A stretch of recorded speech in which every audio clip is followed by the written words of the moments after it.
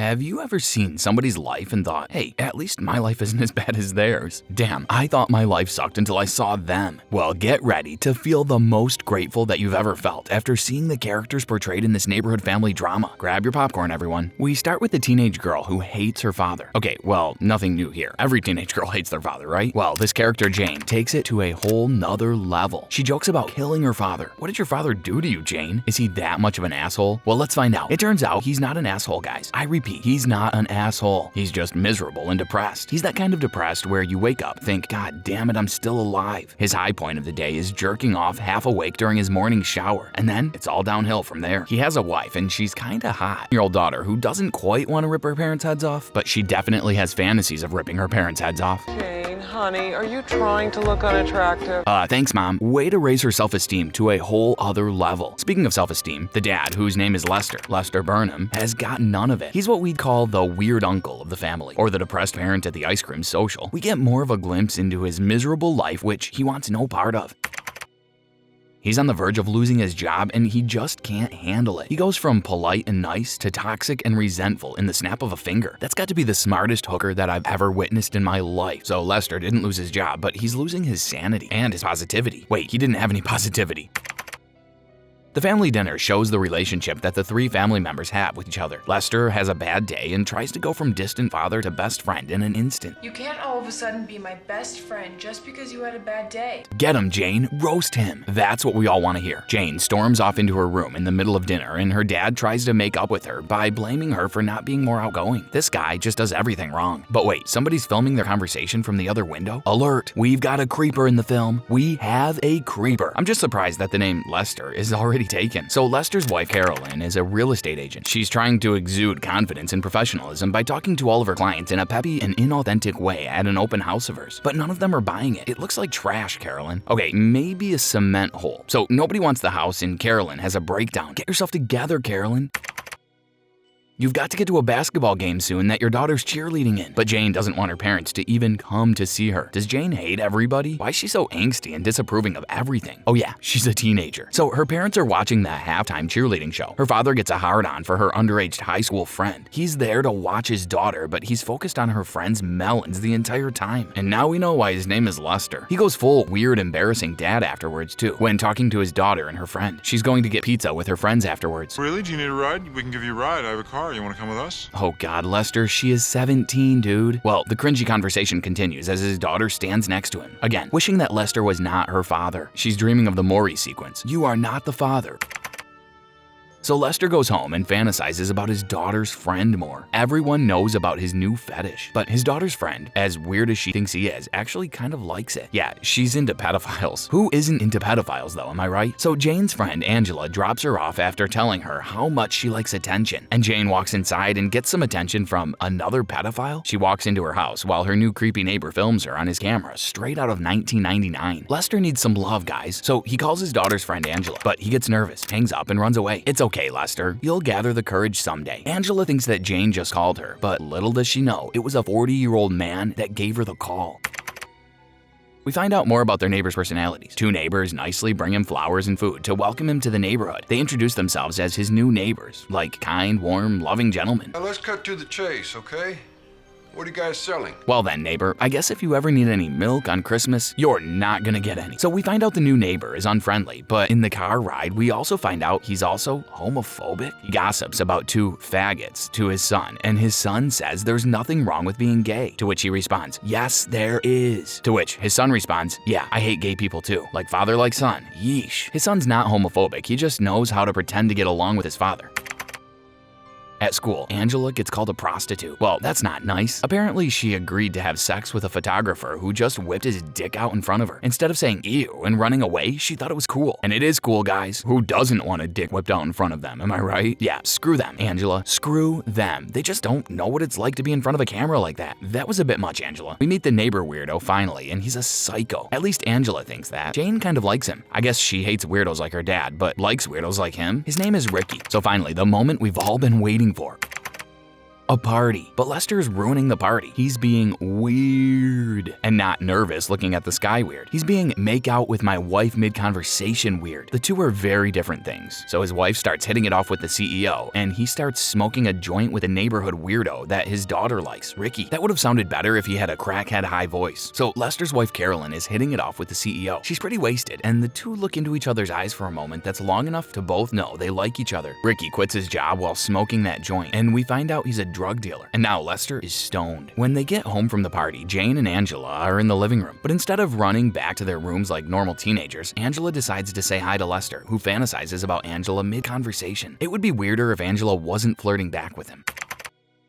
Later that night, Lester listens in to Angela and Jane's conversation. So Lester starts pumping iron in his gym later that night, looking at himself in the mirror like the savage that he's about to become. Yeah, you get it, Lester. 1, 2, 3, 4. Ricky's dad needs a urine sample from his son, who was just smoking weed a few hours prior. How are you gonna get out of this one? Ricky, you're screwed. Caught. Red-handed, son. Speaking of hands, Lester jerks his right hand in his bed while laying next to his wife, fantasizing about his daughter's friend Angela again. What are you doing? Nothing, Carolyn. I'm not masturbating next to you right now. I'm not fantasizing about an underage girl. As a matter of fact, Carolyn, if you would just give me some action every once in a while, maybe I wouldn't need to be a pedophile. I'm speaking for Lester. The next day, Lester makes an effort to work out more and goes on a run with his friends. And when he gets back, he gets some weed from Ricky. He gets some of that OG Kush Sativa 23% THC for approximately $2,000. Guys, he had a choice between $300 for an ounce or $2 grand for about half that of good shit. And your boy went for that good shit. What the hell do you think you're doing? He's listening to some Bob Dylan and pumping iron to look good for Angela, Carolyn. Leave him alone. But we don't need to tell her that. Lester's becoming a savage and tells her to piss off. I'll do what I want. Then Lester goes even more savage, guys. He goes to work and blackmails his boss unless his boss gives him a raise. He's not messing around, guys. So now Carolyn's cheating on her husband with the CEO. Okay, wait, is it cheating if they haven't had sex yet? Nah, it's cool. Okay, now it is cheating. Yes, I love it! At school that day, Jane goes on a date with Ricky to the disapproval of Angela, and she meets his mom on the first date. I'm still wondering why the women in this film are attracted to weirdos, but it's lovely at the same time. Meanwhile, Lester's blackmailing efforts didn't go so well, and he's interviewing for a fast food job. But Carolyn's life seems to have found the antidote to suffering. After meeting his mom, Ricky shows Jane his Nazi plates, and she kind of likes it. He then shows her, quote, the most beautiful thing he's ever filmed. It's a piece of trash floating in the wind, Ricky. Jane is seduced by the piece of trash so much that she holds his hand and starts making out with him. Take notes, boys. Take notes.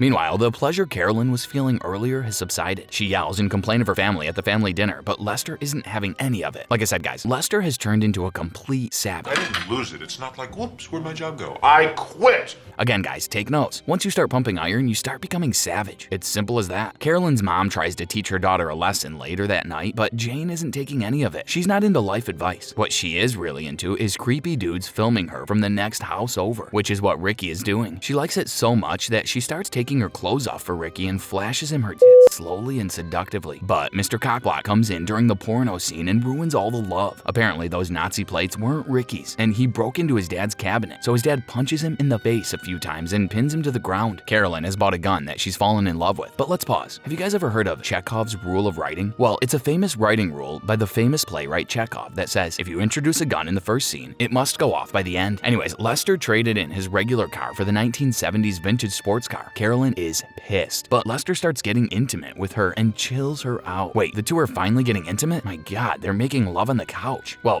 Lester, you're gonna spill beer on the couch. that didn't last long. The intimacy is over. It's done. The relationship is ruined, guys. Meanwhile, Ricky is naked, filming Jane in the same room together. Well, at least he's in the same room now and not creeping from the house over. I'm still waiting for them to make a porno, but that's just me. Is that weird? In this scene, we finally find out about Ricky's mysterious personality. He tells Jane that he went to a mental hospital for 2 years for almost killing someone at school after the guy made fun of him. And Jane tells Ricky about how much she hates her father. We know, Jane. We know. We also find out that she's made $3,000 babysitting and that she's saving up for a job, but she could use that to kill her father instead, she jokes. This is the first scene that appeared in the film, and it's interesting how it repeats itself here. Anyways, the two start ruthlessly having sex for the next 30 minutes. I'm joking. The next morning, Carolyn takes Ricky and Jane to school, but before they leave, Lester gestures for Ricky to call him. Our boy Lester appears to be addicted to marijuana at this point, guys, but who wouldn't be in that household? That afternoon, Lester is working at the drive-thru, and guess who pulls up? His wife, with the CEO giving her a hickey. Smile, you're at Mr. Smiley's. What do we think they ordered, guys? A busted sandwich? Cause they effed up. Afterwards, they wallow in their misfortunate event that's just happened, and Carolyn cries by herself for the second time in this film. That right there, guys, is 20 years of marriage problems in one scream. Meanwhile, our boy Lester is pumping iron again, but it's not a complete workout unless he has his protein shake. And by protein shake, I mean marijuana. So Ricky comes over and sells him some weed, and from the window, his father watches them. But his father looks through the window and sees an image of his son giving Lester a blowjob, when in reality, he's rolling a joint. Angela and Jane pull up to the house afterwards, and Angela notices how savage our boy Lester has become. Yes, Angela, he has been working out. He's a beast now, and we all know you want him. Meanwhile, Ricky's father is going bananas because his worst nightmare seems to have come true. I saw you with him.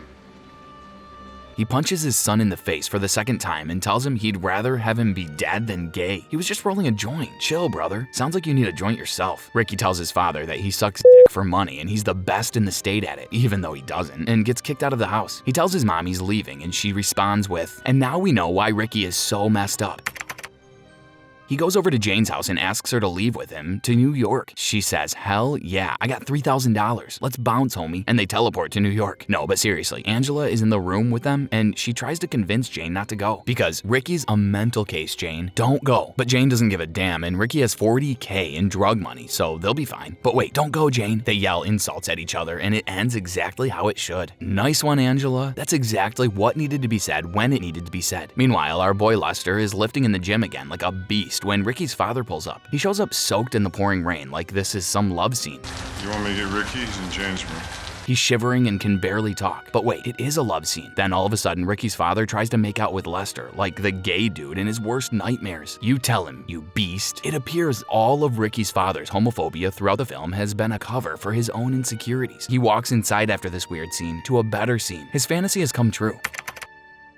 Angela's in the living room trying to slob on his knob. You were the most beautiful thing I have ever seen. They start feeling intimate with each other, but Carolyn is coming home, and she's got the opposite feeling. She's got a gun and some crazy emotions going on, two things that you don't want to see coming towards you. But who cares about Carolyn? Lester's fantasy is coming true. He's about to have sex with his underage sweetheart, Angela. It's getting sexy, guys. That is, until Angela says, and suddenly all the mojo is lost for some reason. Apparently Lester, the goat, isn't into virgins, and the whole thing is ruined. Now Angela feels totally insecure, and it's over. Damn. Well, at least they talk over some food and drinks afterwards. I feel better. Thanks.